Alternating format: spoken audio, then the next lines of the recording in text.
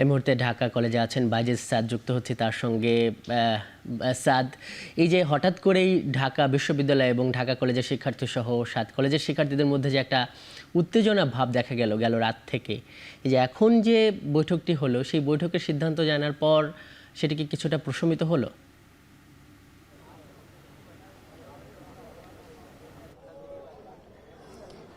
লিমন, যেমনটি বলছিলেন, মূলত ঢাকা বিশ্ববিদ্যালয়ের অধিভুক্ত যেই 7টি কলেজ ছিল তাদের কিন্তু দীর্ঘদিনের একটি প্রত্যাশার জায়গা ছিল এই জায়গা থেকে বের হওয়া, অর্থাৎ অধিভুক্তি থেকে বের হয়ে একটি স্বতন্ত্র বিশ্ববিদ্যালয় প্রতিষ্ঠা করা অথবা অন্য কোনো ভিন্ন উপায়ে তাদের শিক্ষা কার্যক্রম চালিয়ে নেওয়া।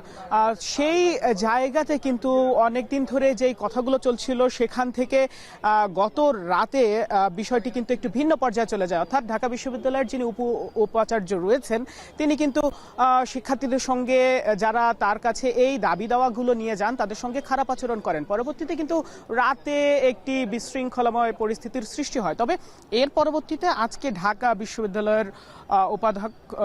বিশ্ববিদ্যালয়ের উপাচার্য তিনি অন্য যে 7টি কলেজ রয়েছে সেই 7 কলেজের অধ্যক্ষের সঙ্গে আজকে বসেছিলেন এবং সেখানে সিদ্ধান্ত জানানো হয় যে 7টি কলেজ আজকে থেকে আর অধিভুক্তির মধ্যে থাকছে না, তারা সেখান থেকে বেরিয়ে এসেছে। আমরা ঢাকা কলেজে আছি, এখানকার যারা শিক্ষার্থীরা রয়েছে তারা এই বিষয়টি নিয়ে উচ্ছ্বাস প্রকাশ করেছে। তবে এখানে একটি অনিশ্চয়তা তৈরি হয়েছে।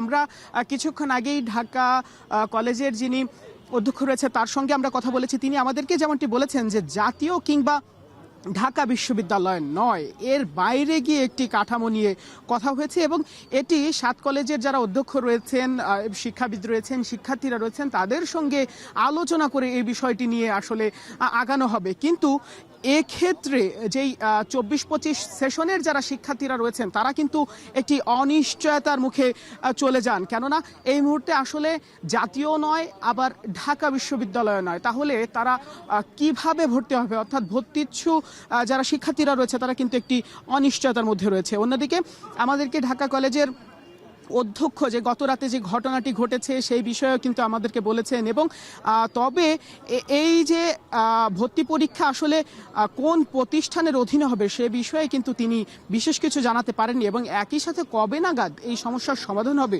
সে বিষয়ে কিন্তু তিনি কিছু জানাননি। তিনি আমাদেরকে বলেছেন যে এই যে শিক্ষার্থীদের যে দাবি দাওয়াগুলো ছিল এই দাবি দাওয়াগুলো কিন্তু বেশিরভাগই মেনে নেওয়া হয়েছে, তবে ঢাকা বিশ্ববিদ্যালয়ের যেই উপাচার্য রয়েছেন তার পদত্যাগের বিষয় যেটি রয়েছে সেটি আসলে সংশ্লিষ্ট শিক্ষা প্রতিষ্ঠান সিদ্ধান্ত নেবে, অর্থাৎ ঢাকা বিশ্ববিদ্যালয় এই বিষয়ে সিদ্ধান্ত নেবে। এ বিষয়ে আসলে কিছু তিনি জানাতে পারেননি। আর তিনি আমাদের কাছে যেমনটি বলেছেন যে তিনি আশা প্রকাশ করেছেন যে 7 কলেজের যেই ক্লাস এবং পরীক্ষা রয়েছে সেইগুলো আলোচনার মাধ্যমে যাতে চালু থাকে শিক্ষার্থীদের সঙ্গে এবং সেই সাথে সাথে শিক্ষকদের সঙ্গে সবার সঙ্গে আলোচনার মাধ্যমে এই পরীক্ষাগুলো যাতে চালু থাকে সে ব্যাপারে তিনি বলেছেন এবং তিনি বলেছেন যে উপাচার্য শিক্ষার্থীদের সঙ্গে যেই খারাপ আচরণ করেছেন সেটি আসলে তিনি করতে পারেন না, এ বিষয়েও কিন্তু তিনি বলেছেন। আর আমরা শিক্ষার্থীদের সঙ্গে কথা বলেছি ঢাকা কলেজের, এখানে শিক্ষার্থীরা বলছে যে তারা কিন্তু খুবই উৎফুল্ল এবং খুশি, তবে আনুষ্ঠানিকভাবে এখন পর্যন্ত আমাদেরকে বিশেষ কোনো বিবৃতি দেওয়া হয়নি। এটি বিকাল 5টার পরে গিয়ে হচ্ছে যারা অধ্যক্ষ রয়েছেন অধ্যক্ষদের সঙ্গে একটি প্রতিনিধি দল এ বিষয়ে আলোচনা করবে এবং আলোচনা সভা শেষে তাদের যে আনুষ্ঠানিক প্রতিক্রিয়া সেটি জানাবে। আপাতত আমার কাছে এই ছিল সব শেষ।